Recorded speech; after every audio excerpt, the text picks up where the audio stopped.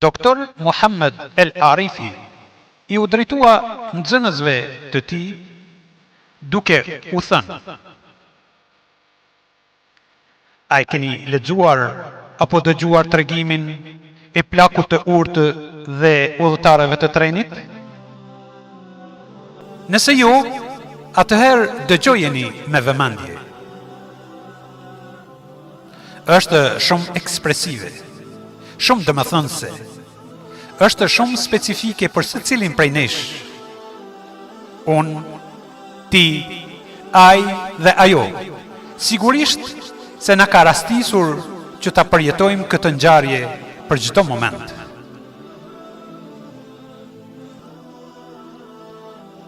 Kjo ngjarje ka ndodhur në një tren udhëtarësh, një ditë kur kishte rënë bilbili që sinjalizoi kohën e nisjes dhe të gjithë udhëtarët kishin hipur në tren, me përjashtim të plakut të urtë, I cili arriti me vonesë, por që fatmirësisht nuk e humbi treni.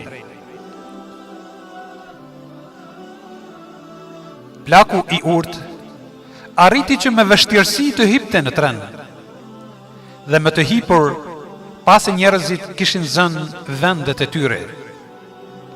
Andaj, u drejtua drejt kabinës së parë, në të cilën gjeti disa fëmijë që po loznin dhe po talleshin ndërmjet veti. Natyrisht që I përshëndeti me selam. Ata u gëzuan sapo e pan fytyrën e ndritur të plakut, fytyrën e cila po shëndriste nga ndriçimi I pleqërisë, dhe flokët e thinjura të plakut ja shtonin edhe më shumë ndriçimin këtij nuri të fytyrës së tij, I cili para tyre u shfaq me prestigj, urtësi dhe dinjitet. Mirë se na vjen xhaxha, gëzohemi që të shohim, ishte përgjigjja fëmijëve. Ndërsa plaku I pyeti se a do e lejonin të ulej në kabinën e tyre. Një njeri si ti e barti mbi kokat tona, u përgjigjen fëmijët.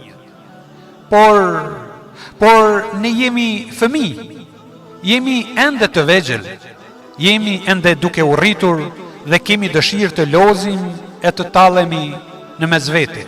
Andaj, friksohemi se mos do të pengojmë, mos të shkaktojmë zhurmë dhe kjo të sjellë pakënaqësi.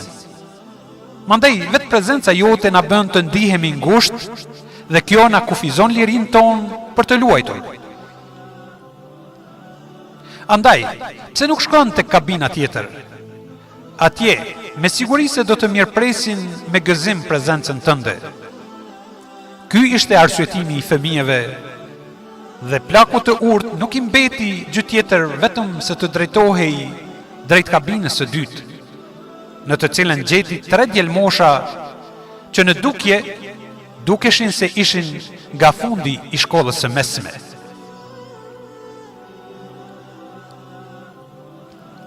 Me vete kishin mjete llogaritëse dhe trekëndësha.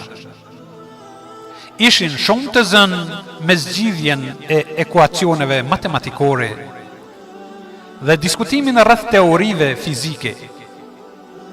I përshëndeti me selam. Si kur të shihje gëzimin në fytyrat e tyre. Ishin shumë të lumtur me të parë plakun fytyrë ndritur dhe e përshëndetën e njëkohësisht I uruan mirëseardhje duke shfaqur shenjat e gëzimit. Mirë se vjen njeri I urtë, u shprehen djelmoshat. Plaku I urtë u kërkoi leje për të ulur, ndërsa djelmoshat ja kthyen.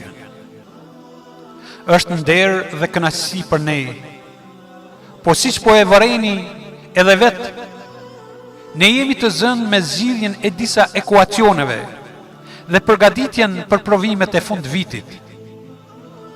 Andaj, kemi frikë se mos ndoshta mund të humbim kontrollin dhe të ngrejmë zërin duke të bërë zhurmë, e kjo nuk do të lë të qetë dhe nuk do të mund të ndihesh rahat. E po ashtu, edhe ne ndoshta do të ndihemi në siklet me prezencën tënde dhe nuk do të mund të shfrytëzojmë këtë udhëtim që të përgatitemi për provimet e fund vitit. Por aman, pse nuk shkoni tek kabina tjetër? Me siguri do të gjeni vend, pasi çdo kush që sheh këtë fytyrë të ndriçuar, do të ketë nder që të shoqërohej me të. Plaku i mbështetur në Allahun e madhëruar u drejtua për tek kabina tjetër, në të cilën gjeti një burr dhe një grua, që dukej se ishin në muajin e mjaltit. Pasi që dëgjohej fjalë romance, shprehje ndjenjash për dashuri, qeshje e të tjerë. I përshëndeti ata me selam dhe u kërkoi leje për të ulur. Por natyrisht arsyetimi ishte i njëjtë dhe plaku vazhdoi kërkimin e një vendi të lirë në tren, derisa arriti në kabinën e fundit dhe në të gjeti një familje të përbërë, e të cilës ishin prindërit dhe fëmijët e tyre. I përshëndeti ata me selam dhe për çudi, ende pa kërkuar prej tyre leje që të ulej, babai i tha njërit prej djemve të tij që të ulej në preherin e vëllait, ndërsa tjetrit që të largonte çantën dhe të ulej në preherin e nënës, kështu që i liruan vendin plaku të urtë. E falenderoj Allahun xhelle sha'nuhu që më në fund gjeti vend që të ulej pas gjithë asaj lodhje që pati duke kërkuar sa në njërën në tjetrën kabinë. Treni u ndal në një nga stacionet e tij. Në tren hipi një njeri i cili po shiste ushqime të gatshme. Plaku e thiri dhe i kërkoi që ta shërbente familjen me atë që dëshironin për të ngrënë, ndërsa për veti mori 2 sanduiç me djath. Familja mori atë që dëshiroi, ndërsa të gjithë kishin mbetur të stepur, të gjithë thoshin me veten e tyre se ai donte të ulej me ne, por nuk mbaroi me kaq. Plaku qerasi familjen edhe me pije dhe me pemë dhe me revista. Por çudia e mbërriti kulmin e saj kur treni ndaloi në një nga stacionet e tij, e që ishte më ndryshe se zakonisht.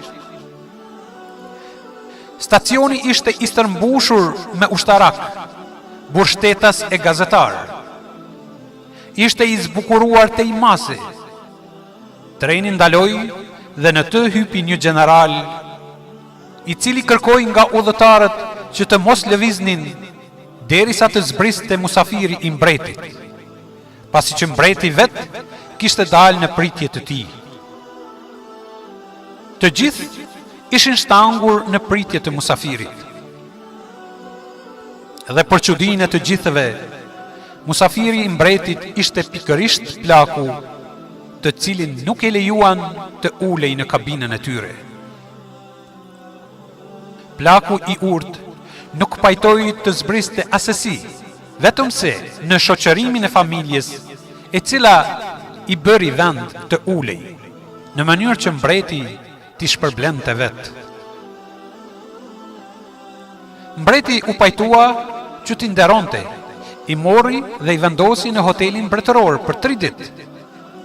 Ndërsa familja u kënaq duke shijuar pamjet e mrekullueshme të kështjellës mbretërore, duke shijuar gostin, dhuratat dhe mikpritjen mbretërore.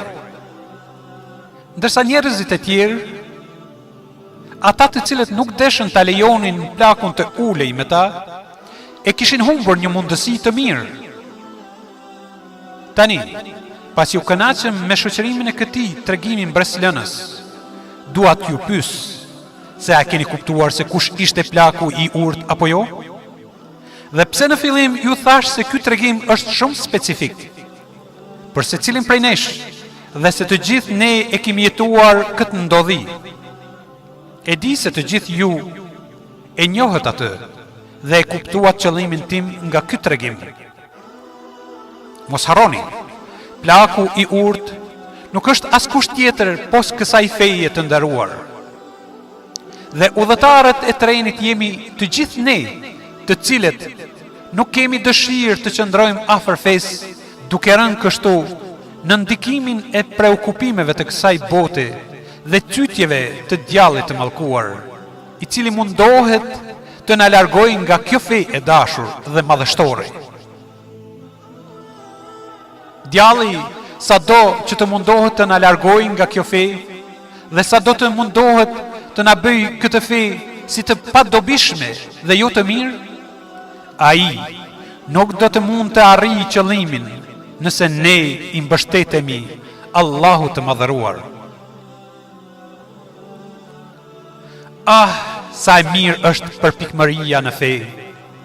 Por ja që ende janë fëmijë dhe duhet I lëmë që të marrin nga kënaqësia e lojës dhe dëfrimeve të tyre. E kur të rriten edhe pak, ndoshta atëherë do t'i përmbahen kësaj feje. Ah, sa e mirë është kjo fe, por ja që ata janë student dhe janë të zënë me mësime dhe provime. Andaj, leri vetëm ta mbarojnë. Dhe mandej, ndoshta do të fillojnë të praktikojnë këtë fe të dashur.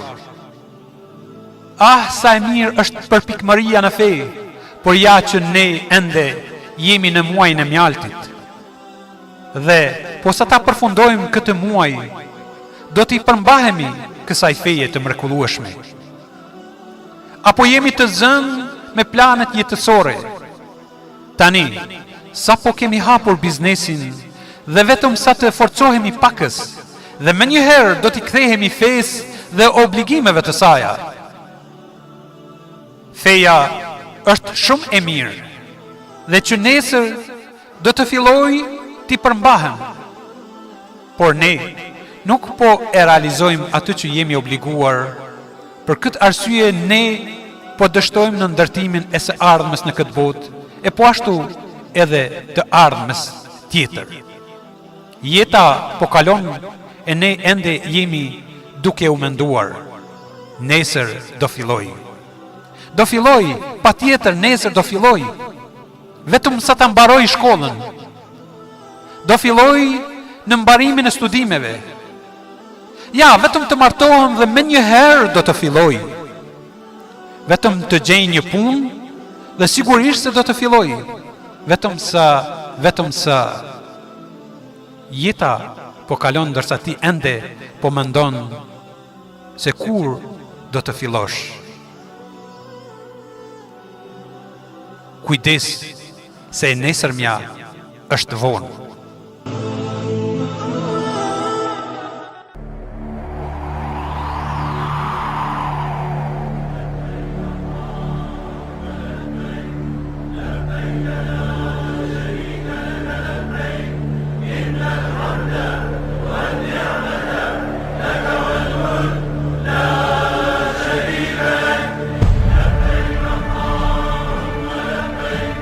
Dëgjuat emisionin Tregime të zgjedhura.